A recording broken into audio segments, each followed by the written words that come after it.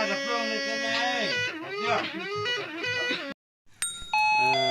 น้องสมาเกะเอสซาอัลตร้าเครื่องที่2กองไม่ไหม้เลยตัวนี้นะมองโซมหน้าคนแก่เนาะพวกเข้าสัก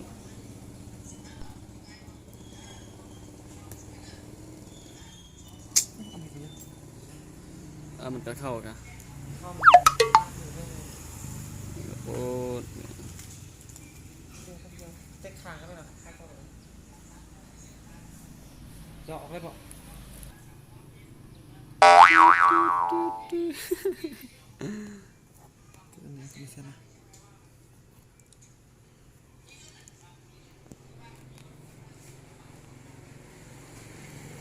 หารุ่นอยู่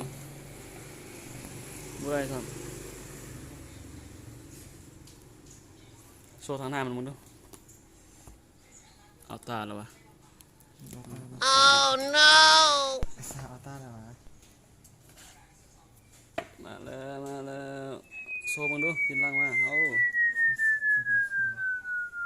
อันพวกอันเอาเอซาธรรมดาพอละมันนั่นน่ะ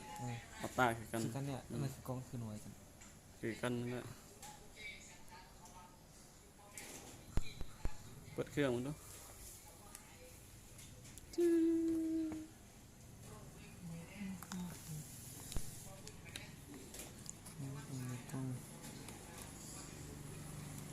พอก่อนเอ็มมี่พอเอ็มมี่กันเด้อ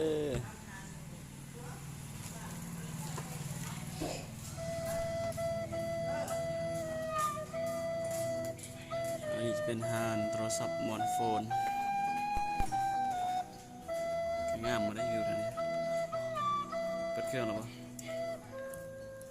ใช้ภาษาไทยก่อนจังหน่อยเปลี่ยนภาษาจีนกูห้องเจ็บท้อง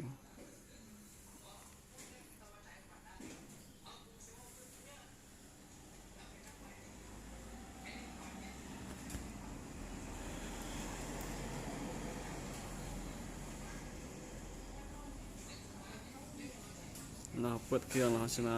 รอเบิ่งกองอีกเนาะเมื่อนั้นก็ได้จับเทื่อหนึ่งแล้วตอนนี้เทื่อที่2ว้าวหน้าจอซีซั่นหน้าจอสดใสเลยรู้สึกยังไงเวลาได้จับแบบของแบบนี้ของแบบนี้ตลอดลื่นดีวะ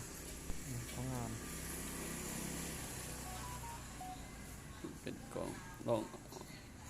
ซุ่มมาบ้างซุ่มเบิ่งนกคุณบ้าง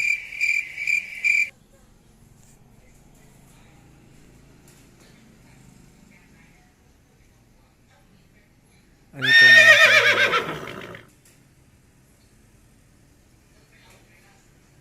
สุดนั่นแหละ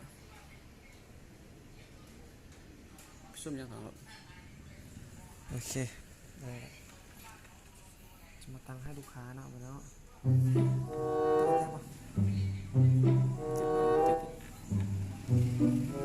ตัวตั้งเป็นสตูกันแล้วทำไมอันเดอใช้ไวไฟแล้วพอมันอัปเดตเพิ่งนิดนึงเนี่ยมันได้โอ้พระเจ้าจอร์ดมันยอดมาก จะกันแต้มไม่รู้มัน